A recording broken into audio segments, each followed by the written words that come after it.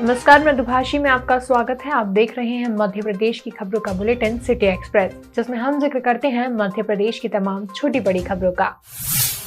शहर कांग्रेस कमेटी पिछड़ा वर्ग द्वारा ओबीसी आरक्षण एवं जाति जनगणना एवं ओबीसी छात्र छात्राओं की छात्रवृत्ति रोकने के विरोध में राष्ट्रपति के नाम इंदौर संभाग आयुक्त को ज्ञापन सौंपा गया। कांग्रेस पिछड़ा वर्ग के प्रदेश अध्यक्ष राजेश यादव ने कहा कि भारतीय जनता पार्टी के कथनी और करनी में स्पष्ट अंतर नजर आ रहा है। सबसे पहले तो हमारे माननीय पूर्व मुख्यमंत्री और प्रदेश के अध्यक्ष श्री कमलनाथ जी का बहुत बहुत आभार मानते हैं। साथ में ही मध्य प्रदेश कांग्रेस कमेटी पिछड़ा वर्ग के प्रदेश अध्यक्ष व राज्यसभा सांसद आदरणीय श्री राजमणि पटेल जी का भी बहुत बहुत आभार मानते हैं, जिन्होंने विधानसभा में लड़ाई लड़ी पिछड़ों की। जो आज नगर निगम और नगर पालिका के जो चुनाव निरस्त हुए हैं, उसमें भारतीय जनता पार्टी की कथनी और करनी में स्पष्ट अंतर पता लग गया है। देश में और प्रदेश में ओबीसी को ख़त्म करने के लिए इनकी जो साजिश रची थी, जो चाल चली थी, उसकी शुरुआत मध्य प्रदेश से नगर पालिका ग्राम पंचायत के चुनाव से शुरुआत हुई, जिसमें ओबीसी को आरक्षण ख़त्म करने की प्रक्रिया इन्होंने करी। बड़वा में 3 दिन चले बाल शिविर के अंतर्गत संघ के बड़वा जिले के 16 स्थानों से लगभग 26 शाखाओं के 152 बाल स्वयं सेवकों ने बाल शिविर में संघ की प्रारंभिक शिक्षा का पाठ पढ़ा, जिसमें आपने शाखाओं की वह बातें जानी जिनसे भविष्य के संघ की राष्ट्रीय अवधारणा को मजबूती मिले। समापन अवसर पर उद्बोधन में बच्चों को राष्ट्र के प्रति जागरूकता, समर्पण की भावनाओं का बौद्धिक प्राप्त हुआ। अय्यापुर बालाजी सरकार धाम क्षेत्र के लोगों में भक्ति और आस्था का केंद्र बना हुआ है। हनुमान मंदिर पर सोमवार को हनुमान अष्टमी पर प्रातः हनुमान जी महाराज को चोला चढ़ाकर पूजा अर्चना की गई। बैंड बाजों के साथ गांव के मोहल्लों से ध्वज निशान के साथ चल समारोह निकाला गया। इसमें गांव सहित आसपास के बड़ी संख्या में श्रद्धालु सहित दूर दूर से भक्त चल समारोह में शामिल हुए। भारतीय किसान संघ लागत के आधार पर लाभकारी मूल की मांग को लेकर 1 जनवरी से 10 जनवरी 2022 तक पूरे देश में जन जागरण अभियान चलाएगा। जन जागरण अभियान की समाप्ति के बाद देश भर के तहसील मुख्यालयों पर 11 जनवरी को राष्ट्रपति के नाम ज्ञापन सौंपा जाएगा। किसान की फसल का मूल्य नहीं मिलता और कभी दूध है, फल है, सब्जी ऐसी चीज भी आती है जिसका भाव नहीं मिलने की वजह से किसान को बाहर भी फेंकना पड़ता है। इससे कृषि के प्रति लोगों की रुचि बिल्कुल कम होती जा रही है। नौजवान खेती करना नहीं चाहते थे।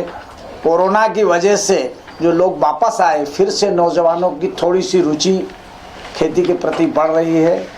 पर आज तक किसानों की जो फसल है उसकी लागत के हिसाब से मूल्य नहीं मिला है। हर सरकार आज़ादी से लेकर अभी तक वादा होता है, पर वादे के हिसाब से आज तक किसानों को उसकी लागत का मूल्य नहीं मिला है।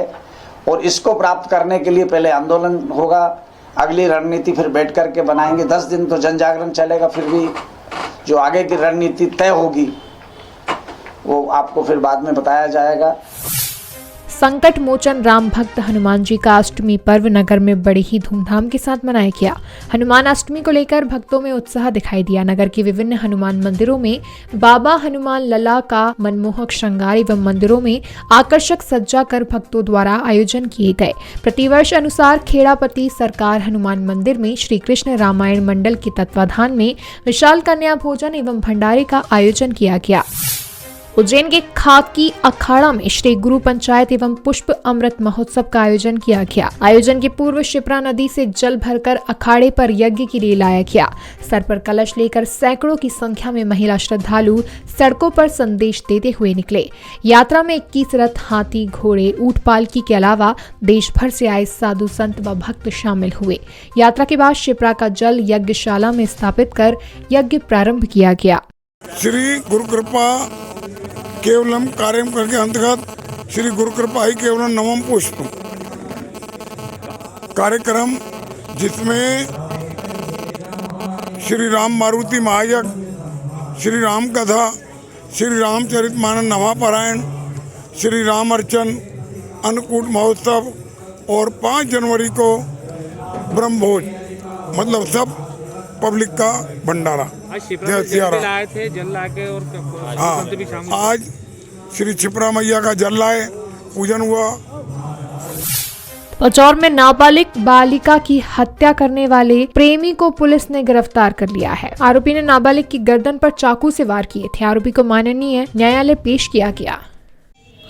25 तारीख को शाम को उतावली नदी के पास प्रवीण जायसवाल के खेत की मेड़ के पास में गुफानुमा झाड़ियों में एक नाबालिग बालिका मृत अवस्था में, जिसके गर्दन पर चोट के निशान थे, उसके बगल में ही मनीष उर्फ जेलर नाम का युवक घायल अवस्था में था, जिसके पेट में चाकू लगा हुआ था।